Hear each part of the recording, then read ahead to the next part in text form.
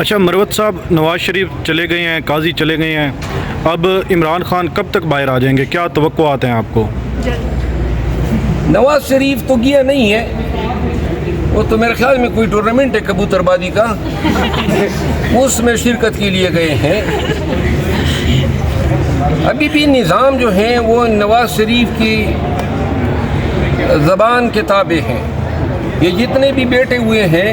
چاہے اسمبلی میں ہو، حکومت میں ہو، تمام ادارے اس کی جنبش آبرو کے اشارے کے منتظر ہیں۔ لہذا شاید وہ کسی وقت پہ اپنے آپ کو وزیر اعظم نہ بنانے پہ کوئی اظہار ناراضگی ظاہر کر دے، لیکن ہم نہیں سمجھتے ہیں کہ یہ چھوٹا سا جو تغیر ہوا ہے، ہاں البتہ ایک امید ہماری پیدا ہوئی ہے، جو تیزی سے گرتی ہوئی ساکھ تھی عدلیہ کی، وہ شاید اب یہ ساکھ مزید گرنا تھم جائے۔ یہ جو ٹریبیونل میں سویلین کا مقدمہ ہے جو تقریباً سال ہوا ہے اور نہیں لگ رہا ہے، وہ مقرر ہو جائے، اور سپریم کورٹ کا جو کورٹ نمبر 1 جو ناانصافی کا منبع بنا ہوا تھا، وہ اب انشاءاللہ انصاف کی ایک نوید دے گا۔ میرا خیال یہ ہے، جو میں نے ایک بات کہی تھی کہ مین پرپوزز گاڈ ڈسپوزل، وہ لوگ جو یہ سمجھتے تھے کہ منصور علی شاہ کو ہٹا کے کسی اور جج صاحب کو، یا پھر جو موجودہ چیف جسٹس صاحب ہیں ان کو لانے سے شاید ان کے کوئی مقاصد پورے ہوں گے، وہ یہ سوچ رہے ہوں گے کہ شاید اللہ نے جو کرنا تھا وہ ہو گیا، اور جو ابتدائی جو چند اقدامات ہیں یا افریدی صاحب کے، ان کی میں ستائش کرتا ہوں۔ مروت صاحب یہ بتائیے گا کہ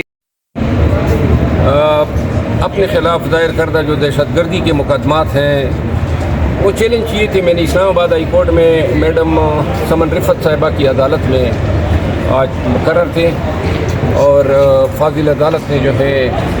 پولیس اور FIA کی جزوی رپورٹیں یہاں پہ پریزنٹ ہوئی ہے،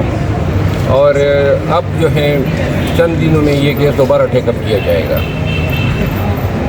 آج کل دہشت گردی کی عدالتوں میں دہشت گرد نہیں پائے جاتے ہیں، ہم پائے جاتے ہیں، کیونکہ دہشت گرد جو ہیں وہ کھلے عام پھر رہے ہیں، دہشت گردیاں کر رہے ہیں، اور جن کو پکڑنا تھا ان کو چھوڑ کے سارے ریاستی ادارے جو ہیں پاکستان تحریک انصاف کے ورکرز، لیڈرز، عمائدین، خواتین، ان کے پیچھے لگے ہیں۔ آپ دیکھ رہے ہیں آج بھی ہمارے کم و بیش کوئی 1000 سے زیادہ ورکرز کے کیسز جو ہیں وہ ATC 1 میں لگے ہوئے ہیں، اور ظلم کی حد یہ کر دیتے ہیں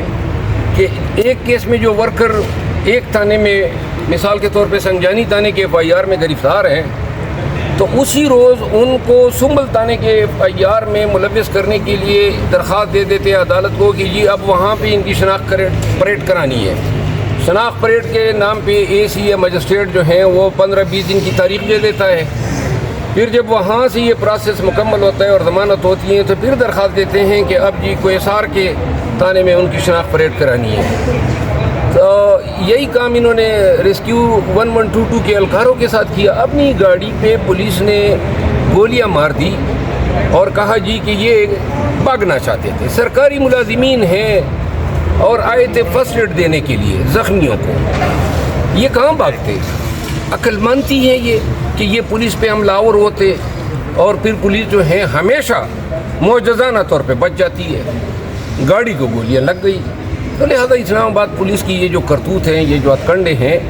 یہ انسانیت کے خلاف ہیں، اور یہ لوگ چھوٹ تو جائیں گے، لیکن جو تذلیل ہو رہی ہے یہ 2-3 ماہ اپنے بچوں سے دور، 1122 کے جو اہلکار ہیں وہ بیچارے ابھی تک اپنے وردیوں میں ہیں، تو حوالاتوں میں ایک تانے سے دوسرے تانے، ان کے ساتھ کیا کچھ نہ ہوا ہوگا۔ پھر ہمارے MPs جو ہیں جن کی بیلیں ہو گئی، ان کو بھی پھر نئے مقدمے میں ملوث کر دیا، انور زیب خان کو، ملک لیاقت کو اور دیگران کو۔ یہ سب آپ دیکھ رہے ہیں مملکت خداداد پاکستان میں ہو رہا ہے۔ آئینی ترمیم کے بعد ہمارے مایہ ناز کبوتر باز تو چلے گئے انگلینڈ، اور جب قاضی فائز عیسیٰ چیف جسٹس بنے تو وہ تشریف لے آئے. یہ اتفاق نہیں ہو سکتا ہے. اور جو ہی فائز عیسیٰ صاحب جو ہیں اس کا بوریہ بستر گول ہوا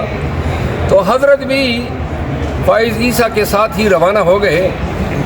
اس کا مطلب یہ ہے کہ نواز شریف کا موجودہ اب عدالتی نظام پہ اعتماد نہیں رہا جو اعتماد ان کا قاضی فائز عیسیٰ کی سپریم کورٹ پہ تھا. اور یہ خوشائند ہیں کہ نئے چیف جسٹس صاحب نے جو کانسٹیٹیوشنل جو کیسز کی بینچز کی کمیٹی میں سینیارٹی کے اصول کو ملود خاطر رکھا ہے. یہ تاثر قطعاً غلط ہیں کہ پاکستان تحریک انصاف جو ہیں وہ نئے چیف جسٹس صاحب کی مخالف ہیں. کوئی ہمارا اختلاف ذاتی اور نہ کبھی ہم نے ان کے فیصلوں میں اناد یا تعصب دیکھا ہے, خصوصاً پی ٹی آئی کے فیصلوں کے حوالے سے. یہ امید ہماری ضرور ہے کہ ان کے پیشرو کے دور میں پاکستان تحریک انصاف کے ساتھ سپریم کورٹ میں سوتیلی ماں کا برتاؤ روا رکھا گیا, بلکہ قاضی فائز عیسیٰ کا بینچ جو تھا یا وہ اس کی ذات وہ ایک پراسیکیوٹر کا کردار ادا کر رہی تھی. ہم سے نشان چھیننا ہو یا بنیادی انسانی حقوق کی خلاف ورزی کا کیس تھا یا اغوا برائے بیان جو تھے یا امیدواروں سے جو چھینا جبتی ہوتی تھی کاغذات کی, یہ سارے کیسز ان کی عدالت میں لگے تھے. ہمارے وکلاء کی توہین کرتے تھے, تضحیق کرتے تھے اور خان کے وہ ذاتی دشمن بنے ہوئے تھے. کسی اخلاقیات اور انصاف کے کسی مروج اصول کے تحت وہ کسی ایسے کیس میں بیٹھ ہی نہیں سکتے تھے جو خان سے ریلیٹڈ ہو یا پی ٹی آئی سے ریلیٹڈ ہو. سپریم کورٹ کے 5 رکنی بینچ نے جسٹس گلزار کی سربراہی میں فیصلہ دیا تھا کہ قاضی فائز عیسیٰ ایسے کسی بینچ کا حصہ نہیں بنے گا, لیکن قاضی فائز عیسیٰ کو نہ سپریم کورٹ کا احترام ملود خاطر تھا نہ سپریم کورٹ کے فیصلوں کا وہ, اور ابھی 8 ممبر بینچ جو لارجر بینچ ہے اس کے فیصلے کی تصدیق انہوں نے کس طرح کی ہے. لہذا ایک نفسیاتی بیمار تھا اور وہ جب گیا ہیں تو اس کے اہل خانہ بچوں اور ان کی جو ٹرالنگ ہوئی ہے, میں ہمیشہ ٹرالنگ کا مخالف رہا ہوں, لیکن اس کی ٹرالنگ پہ یا اس کے ساتھ جو رویہ برتا گیا ہے اس پہ مجھے دلی سکون ہوا ہے. تمام مناصب پہ بیٹھنے والے لوگ یہ سن لیں کہ ایک دن آپ لوگوں نے یہ روز بھی دیکھنا ہے جب پبلک میں آپ نے جانا ہے اور پبلک نے آپ کو آپ کے کردار کا آئینہ دکھانا ہے. لہذا ایسے لوگ جو ہیں وہ ایسے ہی رویے کے حقدار ہیں. ان کی پبلک میں ہر جگہ پہ ان کو آئینہ دکھانا چاہیے تاکہ یہ لوگ جب مناصب پہ ہو تو ظلم نہ کریں, ان کو نظر آئے کہ اور لوگوں کے ساتھ بھی ریٹائرمنٹ کے بعد کیا ہوا تھا. قاضی فائز عیسیٰ کے میں نے